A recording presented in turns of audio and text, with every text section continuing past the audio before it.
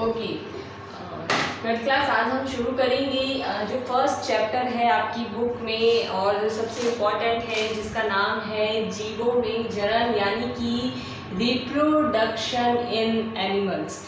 Important chapter है और आगे के जितने भी चैप्टर है इस इकाई के, ये जो आपकी सबसे पहली इकाई है इसके अंदर जितने भी चैप्टर है वो इसी से रिलेटेड है। तो अगर ये चैप्टर आप समझेंगे तो पूरा का पूरा जो आगे के चैप्टर्स है वो भी आप समझ सकते हैं।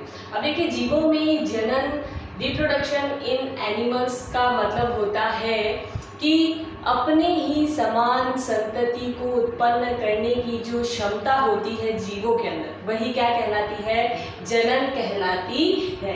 यहाँ पर देखिए रिप्रोडक्शन वर्ड को अगर हम दो भागों में डिवाइड करें तो री प्लस प्रोडक्शन। देखिए री का मतलब होता है बार बार और प्रोडक्शन का मतलब होता है निर्माण करना, यानी कि प्रत्येक जीव जो है उसके अंदर अपने ही समान संतति उत्पन्न करने की जो क्षमता होती है वो जो क्षमता होती है वो तो जनन कहलाती है। और ये जो क्षमता होती है ये सभी जीवों में होती है, यानी कि प्रत्येक जीव जो है वो बार बार जनन कर सकता है और अपने ही समान संतति को क्या कर सकता है, उत्पन्न कर सकता है।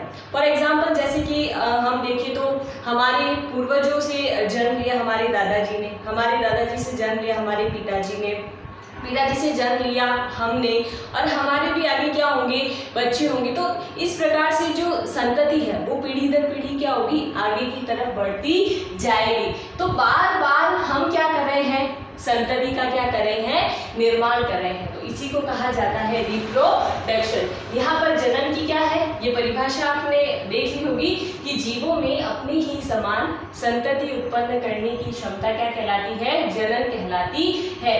सेकेंड थिंग ये क्या है, ये एक प्रकार की जैविक प्रक्रिया है, यानी कि ऑब्वियस सी बात है नेचुरल प्रोसेस है। सभी जीवों में क्या होता है, ये प्राकृतिक रूप से होता है, जैविक रूप से होता है। तो ये एक प्रकार की क्या है, जैविक प्रक्रिया है। अब देखिए आपके यहाँ पर एक टर्म आती है बुक के अंदर, जीवन अवधि, जिसे कहा जाता है लाइफ स्पान। और इम्पॉर्टेंट परिभाषा है, काफी बार पूछा जाता है कि जीवन अवधि या लाइफ स्पान से आप क्या समझते हैं। तो अब देखिए कोई भी जीव है, हम सभी जानते हैं जो उत्पन्न हुआ है उसे एक दिन क्या होना है, नष्ट होना ही होना है। तो कोई भी जीव जब जन्म लेता है और उससे लेकर उसके मृत्यु तक की जो अवधि उसी को क्या कहा जाता है, जीवन अवधि कहा जाता है। कोई भी जीव है वो क्या करेगा, पहले क्या लेगा, जन्म लेगा, जन्म लेगा उसके बाद में उसमें क्या होगी, वृद्धि होगी, वृद्धि के बाद वो क्या होगा, परिपक्व होगा। ठीक है, परिपक्व होने के बाद में वो क्या करेगा, जनन करेगा, और जनन करने के बाद में अंत में उसकी क्या हो जाएगी, मृत्यु। तो जन्म से लेकर मृत्यु तक का जो सफर है वो कहलाता है जीवन अवधि। जैसे कि हम एक एग्जाम्पल की बात करें तो कोई भी इंसान क्या लेता है, जन्म लेता है। ठीक है, अब जन्म से लेकर क्या होता है, कोई इंसान 50 वर्ष तक जीता है, ठीक है, कोई 70 वर्ष तक जीता है, कोई 100 वर्ष तक जीता है, ठीक है ना। तो जन्म से लेकर 50 वर्ष यानी कि 50 वर्ष उसकी क्या हो जाएगी, जीवन अवधि। या कोई इंसान 70 वर्ष जीता है तो उसकी जो अवधि है जीवन अवधि वो क्या हो जाएगी, 70 वर्ष हो जाएगी। तो जीवन अवधि क्या हो जाएगी, किसी भी जीव के जन्म से लेकर मृत्यु तक की जो अवधि है वो क्या कहलाती है, जीवन अवधि कहलाती है। अब देखिए यहाँ पर एक चीज जो है दिमाग में आती है कि भाई जीवन अवधि जो है वो क्या किसी भी जीव के, किसी भी एनिमल की साइज पर डिपेंड करता है या उसकी जो फिजिकल ग्रोथ होता है उस पर डिपेंड करता है। तो ऐसा बिल्कुल भी नहीं है। देखिए हर इंसान की, हर जीव की अपनी अपनी क्या होती है, एक डिफरेंट साइज होती है, डिफरेंट क्या रहता है, बॉडी फिगर रहता है, ठीक है ना। तो यहाँ पर जीवन अवधि का इससे कोई भी लेना देना नहीं। फॉर एग्जाम्पल की अगर हम लोग बात करेंगे, ठीक है, तो कौवा है या फिर तोते की हम लोग बात करें, पैरट की, तो कितने होते हैं, काफ़ी छोटे होते हैं हमसे तो आकार में, लेकिन आप देखेंगे कि उनकी जो अवधि होती है, जो उनकी उम्र होती है वो लगभग होती है 170 वर्ष, ठीक है ना। तो कहने का मतलब ये है कि जीवन अवधि किसी भी जीव की साइज पर यानी कि उसके आकार पर निर्भर नहीं करता है। प्रत्येक जीव की क्या होती है, जीवन अवधि अलग अलग होती है। अब देखिए ये तो था इंट्रोडक्शन की जनन क्या होता है और जीवन अवधि क्या होता है। अब हमें इस चैप्टर के अंदर पढ़ना है कि जो जीवों में जनन होता है वो किस तरीके से होता है, कौन कौन से जनन के प्रकार है और किस तरीके से जीव क्या करते हैं, जनन करते हैं, गुणन करते हैं और आगे से आगे चलकर क्या बनता है, उनके समान ही एक नई संतति बनती है। तो यहाँ पर आपने 11th में पढ़ा होगा कि जो जनन होता है वो कितने प्रकार से होता है। सीधी सी चीज है कि भाई जो जनन है उसका इंट्रोडक्शन तो आप लोगों ने 11th में भी पढ़ा ही है, ठीक है। तो जनन होता है 2 प्रकार से। कितने प्रकार से होता है? 2 प्रकार से। एक होता है अलैंगिक जनन और एक होता है लैंगिक जनन। यहाँ पर हम जनन के 2 भाग पढ़ेंगे कि भाई जो अलैंगिक जनन है वो कैसे होगा और जो लैंगिक जनन है वो कैसे होगा। लैंगिक जनन। अब देखिए अलैंगिक जनन क्या होता है, इंग्लिश में इसको कहते हैं एसेक्सुअल रिप्रोडक्शन, ठीक है।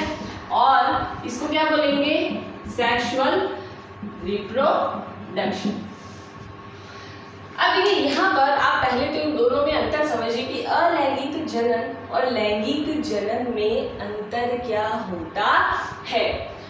सबसे बड़ा अंतर होता है कि जो अलैंगिक जनन होता है उसके अंदर सिर्फ और सिर्फ एक जीव ही क्या लेता है? भाग लेता है, ठीक है। क्या लेता है? एक ही जीव भाग लेता है। अब आप सोचेंगे एक ही जीव कैसे भाग लेता है? देखिए अलैंगिक जनन के अंदर न तो मेल होता है न फीमेल होता है, यानी कि नर और मादा की क्या पड़ती है? आवश्यकता नहीं पड़ती है। कोई भी इंडिविजुअल जीव होगा वही क्या करेगा? जनन करेगा और जनन करके ही अपने समान संतति को क्या करेगा? उत्पन्न करेगा, ठीक है। अब देखिए एक ही जीव भाग ले रहा है, ठीक है। एक ही जीव भाग ले रहा है तो उत्पन्न होने वाली संतति कैसी होगी? सेम अपने जनक के समान। भाई जो पेरेंट जीव है उसी के समान तो क्या होगी? आने वाली संतति होगी। तो यहाँ पर जो बनने वाला या बनने वाली संतति कैसी होगी? अपने जनक के समान। कैसी होगी? अपने जनक के समान होगी। तो अब देखिए यहाँ पर इंपॉर्टेंट बात, क्या यहाँ पर विभिन्नताएं देखने को मिलेगी?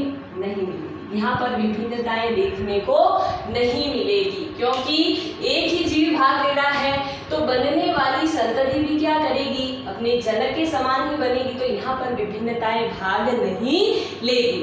अब देखिए यहाँ पर अगर हम बात करते हैं लैंगिक जनन की, ठीक है, लैंगिक जनन, तो सबसे पहली बात तो यहाँ पर 2 जीव यानी कि नर व मादा क्या करेंगे?